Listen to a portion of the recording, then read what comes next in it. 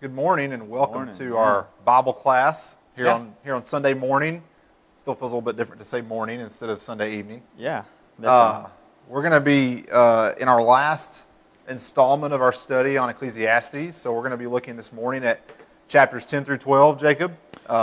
Yes. I have enjoyed this study. Hopefully, Yeah. I know we've said it every week. Hopefully, we've all been able to find the positive intention behind what Solomon's writing and not come away with this in darkness and despair. The real question is, have you enjoyed it enough to go into Songs of Solomon for the next section? Probably not. I don't know that I'm going to touch that one. No, it's been a good study so far. Yeah, definitely. Like I've said in weeks past, I thoroughly enjoy Ecclesiastes. I look at it as very practical life application to help us recenter ourselves. Being Yeah, an individual who struggles so much with focusing on the here and now and focusing on the things that are very physical. And Solomon throughout is arguing that is not how we ought to live our life in honor to God, that we don't focus on the physical but the spiritual. And you know, we talked in the beginning how it can seem very repetitive on all of these things, but there's a reason for that. I think that's what the point Solomon's trying to get across is you kind of constantly have to remind yourself of these principles that he's putting in there because it doesn't take long for us, even though they seem obvious, to forget them and our lives go awry because of it. Yeah. I mean, so what is this, our fourth week in Ecclesiastes? I think so, yeah. Fifth maybe. I have had moments in my life in the last month where I've thought, wow, I mean, I'm in the midst of an ecclesiastical study, and yet I am dealing with the very thing that Solomon would tell me I shouldn't worry about. Right. And so, even in the middle of working through our notes and preparing for these classes, I still struggle with this. So to Jacob's point, coming back to texts like these and being refocused and recentered on, what so much in life really is vain. It's really vanity. We're pursuing things to fulfill a physical need that we perceive that we have. When in reality, if we hand everything over to God, He fulfills our needs for us, and in turn, we pursue the things that are spiritual. Yeah. So we're going to jump into chapter 10 and spend a little time in each of the last three chapters.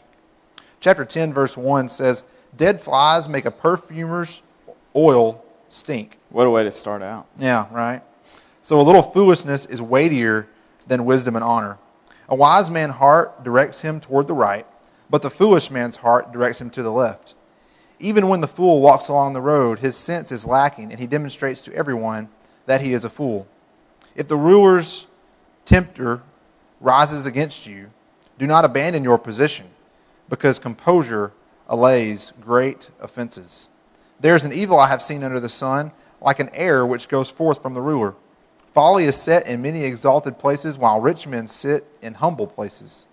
I have seen slaves riding on horses and princes walking like slaves on the land. He who digs a pit may fall into it, and a serpent may bite him who breaks through a wall. He who quarries stone may be hurt by them, and he who splits logs may be endangered by them. If the axe is dull and he does not sharpen its edge, then he must exert more strength. Wisdom has the advantage of giving success. If the serpent bites before being charmed, there is no profit for the charmer. Words from the mouth of a wise man are gracious, while the lips of the fool consume him. The beginning of his talking is folly, and the end of it is wicked madness. Yet the fool multiplies words. No man knows what will happen, and who can tell him what will come after him? The toil of a fool so wearies him that he does not even know how to go to a city. Woe to you, O land, whose king is a lad and whose princes feast in the morning. Blessed are you, O land, whose king is of nobility and whose princes eat at the appropriate time, for strength and not for drunkenness. Through indolence the rafters sag, and through slackness the house leaks. Men prepare a meal for enjoyment, and wine makes life merry, and money is the answer to everything. Furthermore, in your bedchamber do not curse a king, and in your sleeping rooms do not curse a rich man, for a bird of the heavens will carry the sound, and the winged creature will make the matter known. May have been a little bit to bite off at one time, but the reason I wanted to get through all of chapter 10 is the entire thought that threads throughout is this juxtaposition of foolishness and wisdom. Again, it's a theme that Solomon's dealt with several times throughout Ecclesiastes, and of course, he really gets into a lot in Proverbs. Yeah. The takeaway here is, he ties foolishness so much to action or inaction, right? He talks about how those who are foolish, they're full of indolence. They don't care. They don't put themselves out there. He talks about how foolishness and subsequently laziness or not being prepared or planning, will lead to your house leaking, right? So there's this idea that foolish carries the inability to project and foresee what might be coming and to put forth effort to set yourself up. He also shares the idea that something we see very heavily mentioned in James, and that is foolishness as it's tied to the tongue. And he talks about how foolishness can lead to words that are unbecoming, that can lead to much speech, as he says, right? He says the foolish multiply their words, and it's not a positive thing that he's saying of them there. He's saying that those who are foolish will say things they ought not say, will get themselves in trouble, both with their peers and also with the leadership, right? He ends their thoughts there about, hey, be careful what you say about your leaders because it's inevitable. I like how he says that some winged creature will carry that to their ears. And so he just continues this idea of holding fast to wisdom. Some of the imagery that he uses that I like so much, Jacob, is what he says, and I've lost the verse in looking for it. It's verse 10. I was looking at verse 15. We'll get to verse 15 in a minute. In verse 10, he says, if the axe is dull and he does not sharpen its edge, then he must exert more strength. Wisdom has the advantage of giving success. Have you ever been in a situation where and this happened a lot when I was young, which I guess probably still happens to me some, but you're working and you're around someone who's a little older and much wiser than you are. Yeah. And whatever you're doing is not the smartest, wisest way to go about it. Right. And some older individual with some more experience will just come along and gently nudge you and say, hey, maybe you should do it this way. Maybe this is a better way to go about your work. I think about examples of, the younger we are, the more often we just try to muscle things. Yeah. Right? Yeah. And to that point, that's something that Solomon has continued to try to tell people is his wisdom has allowed him to see every situation, because that's people's excuse, really. Like, you don't understand what my situation is. Like, my circumstances are different, so that changes the situation. And what Solomon's saying is there are some truths that it doesn't matter the circumstance, it's just truth, right? Mm-hmm. Wisdom overdoes that. To your point, a lot of times when we're young, we feel like we can just push through and break through and muscle it. Mm-hmm. And he says, yeah, you might be able to, but I'm telling you, this is the way. Even though you may be able to manipulate it in some way, it doesn't change the truth behind it. Yeah. I mean, I have literally been the individual who's, maybe it wasn't an axe, and what I'm thinking about is I was once cutting up a sweet gum, and Jacob, my chain on my chainsaw was just dull as could be. Yeah. But in my youthful strength and exuberance, I thought, I'll fight through it. Yeah. Finally, I went and put a new chain on that saw, and boy, let me tell you, I wasted a lot of energy fighting that dull chain. And that's exactly what he's saying. He says, look, through wisdom and experience, if you're going to work with an axe and you don't just go sharpen it first, you're just going to burn up all your energy. Yeah. He says, but through wisdom, and he ends up saying wisdom has the advantage of giving success. He's like, a wise man is going to make sure that he takes care of preparing his tools, of preparing himself, of taking care of what he's been given, such that he'll be able to find success in his work. I also wanted to note, and I like some of the imagery that Solomon uses around the ideas of wisdom and foolishness. He says in verse 15, the toil of a fool so wearies him that he does not even know how to go to a city. I just find that to be a little bit comical, because he's saying, look, someone who's foolish, whose foolishness leads to laziness, he's so wearied by his work that he doesn't even know how to get to town, right? Doesn't even know how to go to get the things that he needs, to go to the markets and exchange. The imagery that I've always liked the best out of Solomon, it's in Proverbs 26, and it's the same thinking. I'm going to I'm going to pick it up in verse 12 of Proverbs 26. It says, "Do you see a man wise in his own eyes? There is more hope for a fool than for him. The sluggard says, there is a lion in the road, a lion in the open square. As the door turns on its hinges, so the sluggard on his bed." But verse 15 is the one I really like. "The sluggard buries his hand in the dish. He is weary of bringing it to his mouth again." So Solomon uses some of the same language in trying to describe those who are, as it's translated for us often, sluggard or foolish or lazy. But the idea in Ecclesiastes is that someone who's lazy doesn't even know how to or want to put forth the effort to get to town to get the work done. Right. And as he says in Proverbs, it wearies him to go from his dish full of food to his mouth. Yeah. Right. And again, these are somewhat comical, at least to me they are. Yeah. But Solomon's point is, if you'll put in the effort, you'll use wisdom to prepare yourself, you'll not allow yourself to become foolish and lazy, as he often talks about, that there's a reward for you, right? And it might be something as simple as, he uses very physical examples here of your house doesn't leak and your rafters don't sag because you're constantly pursuing what it is that needs to be done. Definitely. So let's look at verse 11. He transitions a little bit, or chapter 11.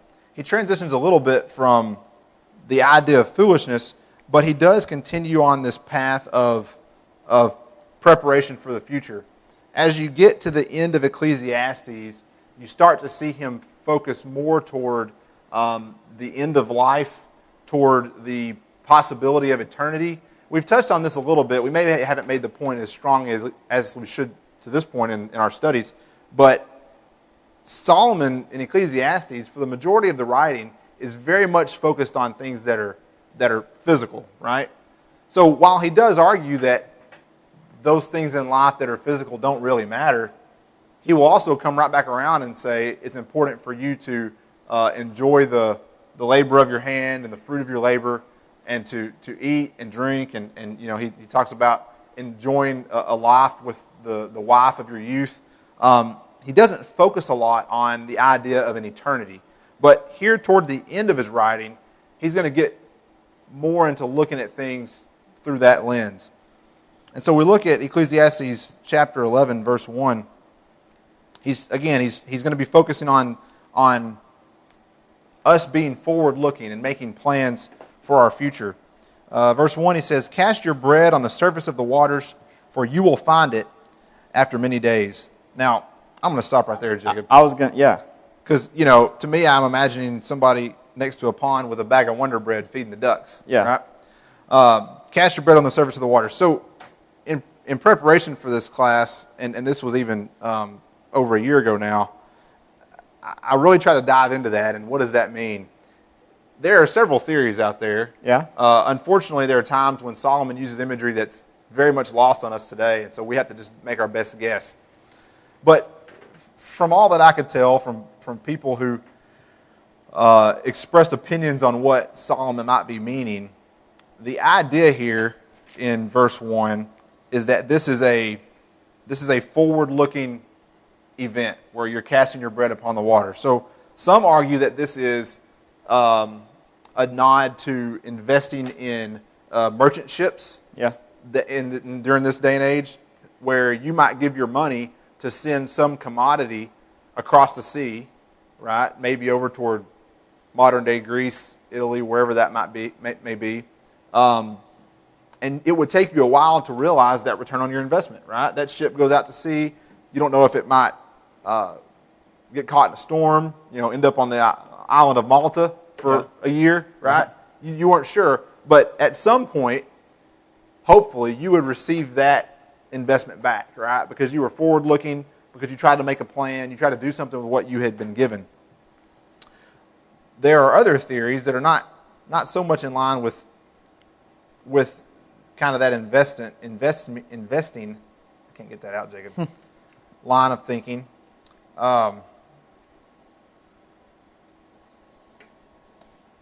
Is there any part of you that thinks he's maybe just saying, cast your bread on the surface of the water? There's no part of me that thinks that, Jacob, but it could be possible. Another line of thinking is that we ought to give of our means with almost reckless abandon. That as foolish as it is to just go and take your bread or take your seed in that sense and just cast it out on the water and hope something comes from it, that we ought to give of what we have so recklessly that it will come back to us. Recklessly being the idea of anybody who has a need, we fulfill it. We give an over and abundance more than what we're being asked to give.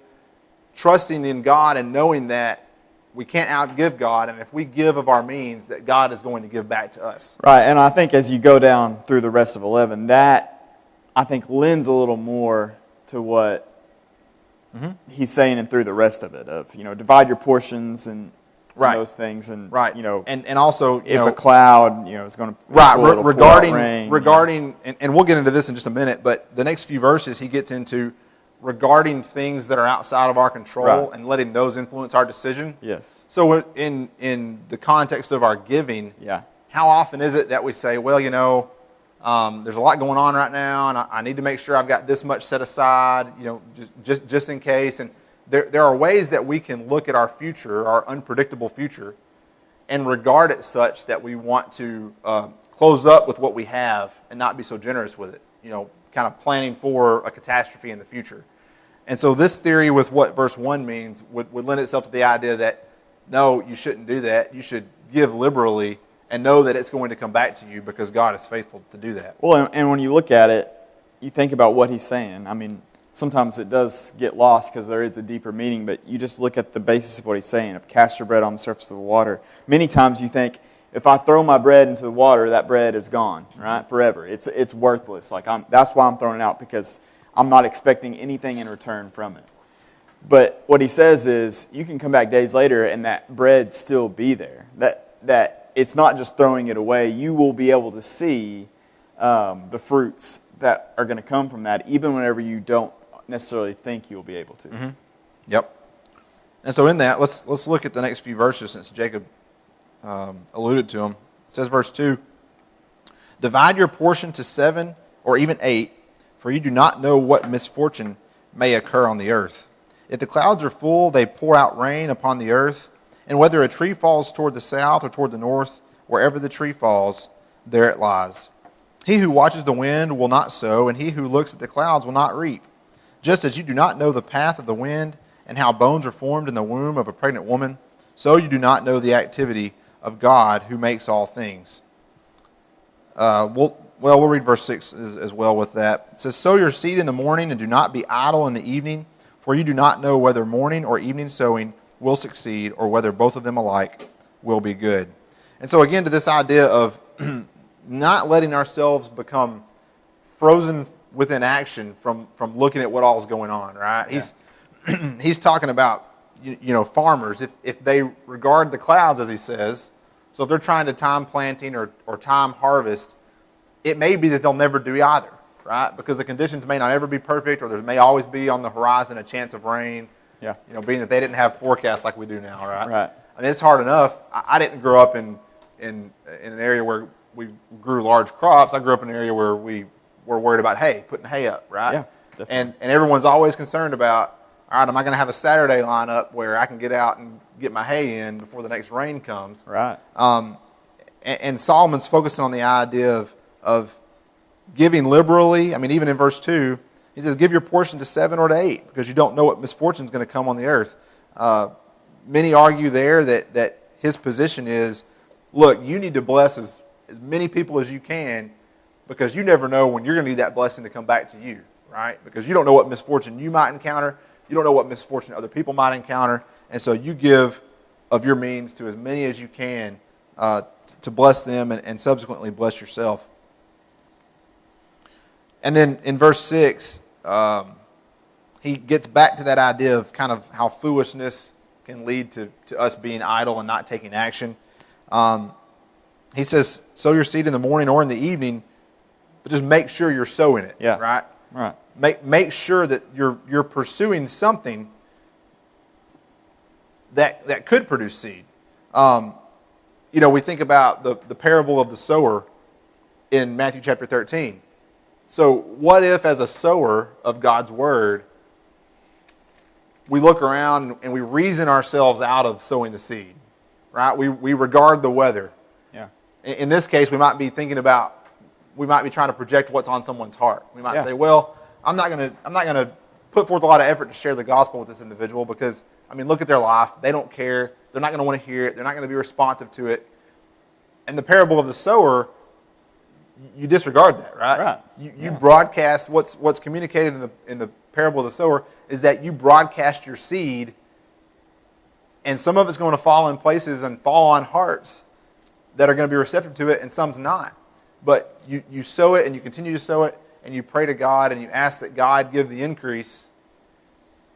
And that's what he's saying here. He's, in a very physical, metaphorical sense, he's saying you can't worry about the outside things. You've got to focus on what you can do, and what we can do is not be idle, but pursue the work that's been put before us. Definitely. Verse 7, he says, "The light is pleasant, and it's good for the eyes to see the sun. Indeed, if a man should live many years, let him rejoice in them all, and let him remember the days of darkness, for they will be many. Everything that is to come will be futility. Rejoice, young man, during your childhood, and let your heart be pleasant during the days in the days of young manhood. And follow the impulses of your heart and the desires of your eyes. Yet know that God will bring you to judgment for all these things. So remove grief and anger from your heart, and put away pain from your body, because childhood and the prime of life are fleeting." Solomon's about to transition. Again, we mentioned a moment ago, toward the end of Ecclesiastes, he's transitioning towards more late life considerations, I guess, and looking more toward eternity than he has previously in what he's written. Well, yeah, but as he's doing that, I think it's just so important as he's bringing up what you do as a young man. And he says, don't be scared to go out and do things as a young man. Enjoy your childhood, but oftentimes what I think Solomon knew and what we know is many times we use our youth and our childhood for excuses to do dumb things. And he says, you may do dumb things in those things, and just know that judgment is going to come on all of those things. Because sometimes we think, well, I can fix my life later on, Ryan. These things aren't going to really matter because when I get mature, when I get to this point in my life where I'm going to make good decisions, I'll make up for all this. That's great. You still have to answer for those things. And I think he's reminding the importance of realizing, yes, go and do, and don't be so scared to go out and do things, but realize judgment's going to come on all of this. Yeah, and there have been times when I've read this as being a little bit tongue-in-cheek. Yeah. When he says, this is in verse 9 of chapter 11, when he says, "Let your heart be pleasant during the days of your young manhood, and follow the impulses of your heart and the desires of your eyes, yet know that God will bring you into judgment." It's not, I don't find evidence in the text to suggest that Solomon's saying, go do what you want. Yeah, right. Because you're young, so go do it. Right, exactly. He's trying to call to mind, hey, look, young folks, who, having been one of those, right, as we all have, we know how sometimes brash and irresponsible we can be as young people, because we often don't look too much into the future when we're young. He's saying, look, you've got to realize that whatever you do, even in your young man and womanhood, it's going to be judged, right? And so be aware of it. Again, he's getting more long focus as we get towards the ends of what he's writing. Right, and going back to chapter 10 where he's saying, you don't think that just because I haven't been in your specific situation, I don't know what's going on, or because I'm not in your specific situation right now. You said something yesterday when we were talking about Sister Lois Carlin of so often when our older members, we come to these times where we have funerals for them and stuff, when we look back, we forget that they were young people doing things back then. Like we look at them really as what cool they're doing. things. Yeah, really, really neat things. Like going into Washington, working for the FBI, like Sister Lois Carlin. Yeah. Right? Like that's incredible. Yeah. But as we don't think of those people were in my spot, having to make these decisions that I made and live in these moments of having youthfulness and wanting to go do this and having to make the decision to do other things. A lot of times that's where their wisdom has come from, right? That's what we know. But in the moment of us in our youth, we forget that so often. But Solomon bringing us back to remind them that. And I think, like you said in verse 9 of 11, he's kind of tongue-in-cheek and reminding of that at the same time. Jacob, when you were 17 or 18, were you mature enough to move halfway across the country and work for the FBI? No chance. I was not either. No chance. I was not either. I was the foolish youth that Solomon is describing here. So we're going to get into chapter 12 now and wrap our study up. He says in verse 1, he says, "Remember your Creator in the days of your youth. Believe before the evil days come and years draw near when you will say, I have no delight in them."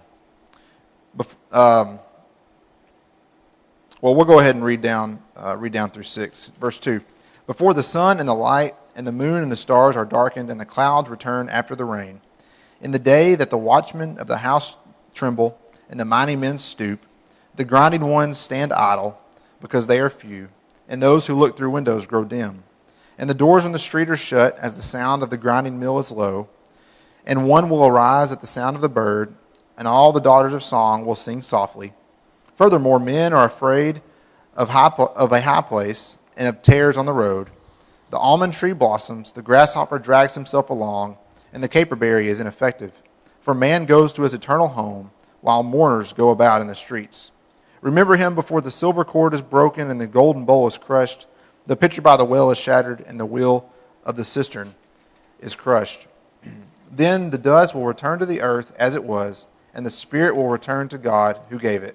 Vanity of vanities, says the preacher, all is vanity." So Solomon certainly gets into using a great deal of imagery in these last few verses. Right.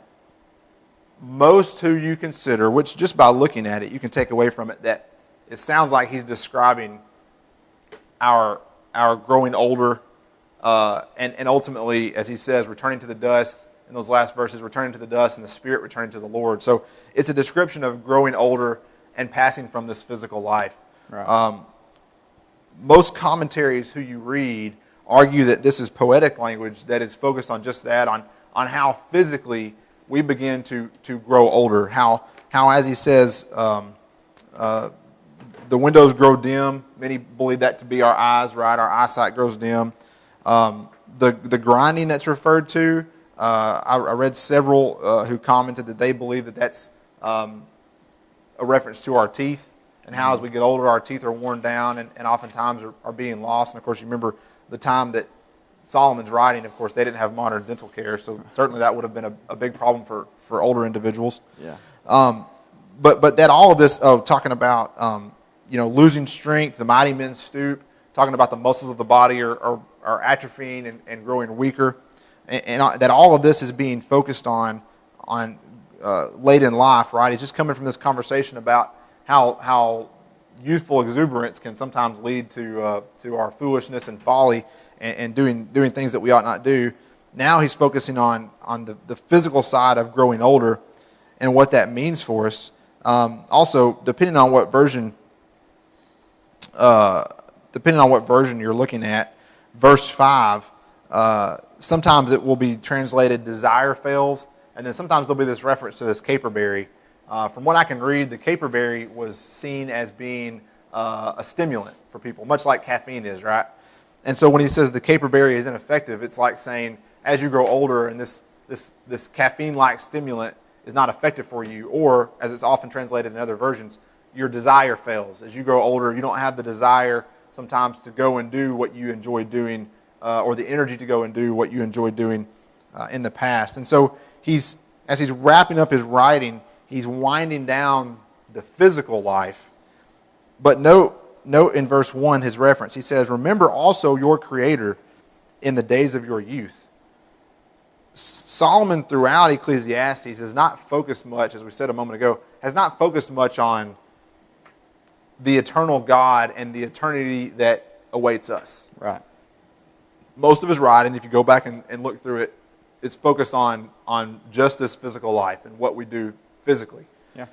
He is now, as is often the case as people grow older, he's shifting his focus more to what comes next, right? So he mentions the Creator in verse 1, in verse 7, he says, "Then the dust will return to the earth as it was, the dust of our bodies, and the spirit will return to God who gave it." And so there is Solomon's first real acknowledgement in this text of there being something past the vain life that we lead. Yeah. And here at the very end, he's wanting to impart that on us, it seems. He's wanting to impart that on us, that he's made the point after point that life, the physical life, is vain, that wisdom is powerful for those who have it, that foolishness will lead to more vanity and a wasted life.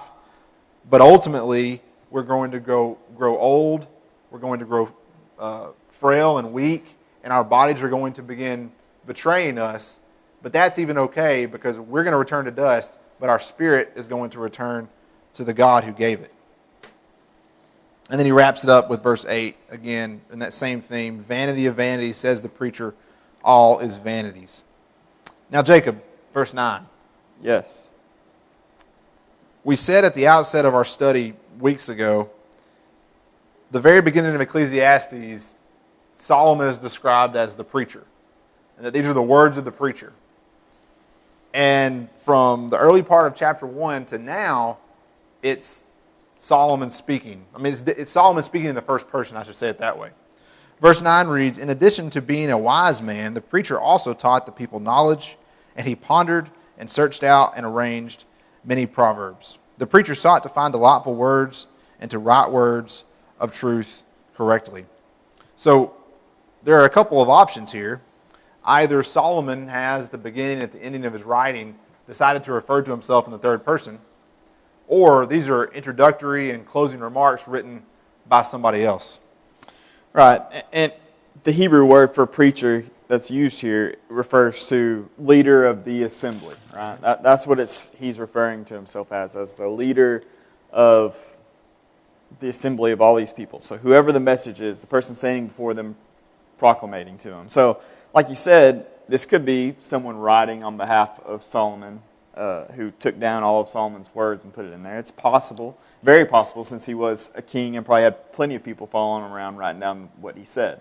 But as you read a lot of, in my opinion, as you read a lot of what Solomon writes, Proverbs, Ecclesiastes, and going into the Song of Solomon, he's very poetic in what he does, and there's a lot of structure to how he's trying to portray this, and almost an artistic ability in it. So I don't think it's without the realm of that Solomon would refer to himself in that way to make it more theatric and in those ways. But it's also not outside the realm of possibility that someone has copied down the words of Solomon and put this together. Right. Almost like writing an introductory to a book, right? Having another author write for you. Yes. And you can go and research it on your own. There's not enough evidence out there to support one theory over another, really. Right. Other than we just know that both at the beginning and the end of the book, we see him referred to in the third person. Verse 11, "The words of wise men are like goads, and masters of these collections are like well-driven nails. They are given by one shepherd. But beyond this, my son, be warned. The writing of many books is endless. The exercise devotion to books is weary to the body. The conclusion, when all has been heard, is fear God and keep his commandments, because this applies to every person. For God will bring every act to judgment, everything which is hidden, whether it is good or evil." I've always enjoyed, whether it was Solomon or someone else who wrote the close to Ecclesiastes, I've always enjoyed the finality of it. Yeah. Right? Because he has spent all of this time on the vanity of life, on that there's a time for everything, that wisdom is superior to foolishness and you should seek wisdom. Right. And he closes with those same thoughts, but he ends it with the conclusion, when all has been heard. So when I've written everything that I need to write and say, fear God and keep his commandments, because this applies to every person. And sometimes Solomon can get a little bit long-winded and he can get repetitive, as we've talked about. And you can sum it all up in fear God and keep his commandments. Because if we fear God and keep his commandments, we're not going to pursue the vain things. We're not going to pursue foolishness. We're going to understand that our time here is brief and precious, and that we need to pursue the things that are given to God, right? Pursue the growth of the kingdom, pursue the growth of our own spiritual well-being, and will neglect those things of the world that don't matter and really just feed into our vanity. And it's funny how the two wisest men to ever walk on the earth, we assume, are Solomon because God granted it to him, and Jesus because he was God in flesh walking. And both of them, when they're asked, to kind of sum up what they need to know, it's love God, keep His commandments. Mm-hmm. And everything boils down to that. That's what both of them say. Solomon here, Jesus in the Gospels, love the Lord your God, keep His commandments. Yep. So often we muddy the waters, and like he just mentioned 2 chapters ago, a lot of times we get foolish and we as he says, we multiply our words, right? Yeah. We try to explain things eloquently. I'm guilty of it as much as anybody. Yeah. We try to give a lot of detail, and as Jacob pointed out, both Solomon and Jesus say, look, fear God and follow Him, keep His commandments, and you'll be good and you'll be taken care of. That is the end of our study, Jacob. Yeah. I have thoroughly enjoyed this. Yeah. Hopefully you've gotten something out of it as well. Hopefully this will be a reminder to us as we start to transition, right? Many of us are about to go through a big transition with going back to school. We're nervous to see what school is going to look like. Nervous about a lot of things in our world right now. Hopefully going through this study will help us put those things into perspective. And it's not to say that taking care of our families is not important, that making sure that we pursue the things that Solomon argues is planning for our future, right? That we work and plan and we do those things, but at the same time that we really focus on what's important. Because ultimately, so much that consumes our time and our worry, as Steve has been talking about on Wednesday night, so often those things are the vain things and the things that are going to handle themselves. And as long as we focus on God and our pursuit of God, those things will take care of themselves in many cases. Today's a big day, right? There's a lot of things that are changing for today. Obviously, tonight, we're all going to be here for Sunday evening worship. Mm-hmm. If you choose to attend, obviously we'll be streaming as well, but it's going to be our first time to be at the building together, opened up. Obviously, still practicing social distancing. We have a few things we'll be trying to do over the next few weeks, and those things will be coming out. It's also a big day. College students have moved in yesterday and today. So our college students are coming back. Also, say a special prayer for those families who have sent their students here, but also for our family here that are sending their students away. Like you just said, uncertainty. We're not really sure what exactly this is all going to look like. It's kind of scary. As Steve's been saying, his lessons have been so timely for what we're going through right now. But be prayerful for not only those parents who have sent their children to Conway, but also our family here that's sending their college students away this week as well, whether it be Searcy or Fort Smith, or we've got kids going all over the place. So big week, big day, big week. Big week. Hopefully you have a good week. We're excited to be able to worship together again, to offer our doors open on Sunday evenings. Yeah. Again, we hope to see you. We understand though if you don't feel comfortable coming out. But hopefully this can be one more step in the right direction to getting back to being able to see each other every week, to study the Bible together every week, and to continue to grow. Yeah, it's just nice to see some things are starting to move, right? We're coming out of what had become normal. We're starting to get back to the things that were actually normal for us. So that's exciting to get to. Obviously, big things coming up. Wednesday nights are going to look a little different going forward. So if you aren't a part of a growth group, make sure that you're reaching out and we can get you plugged in with a growth group, right? Yeah. If you weren't a part of a growth group last spring and would like to join up, we would encourage you to. It's going to be a wonderful time of being able to talk and fellowship, even though it will be digital. Yeah. But still be able to stay connected with the individuals in your group and have a good Bible study along with it. Yeah. So thank you so much for joining us. We love you all. We hope to see you soon. And if you have a need, let us know. Love you guys.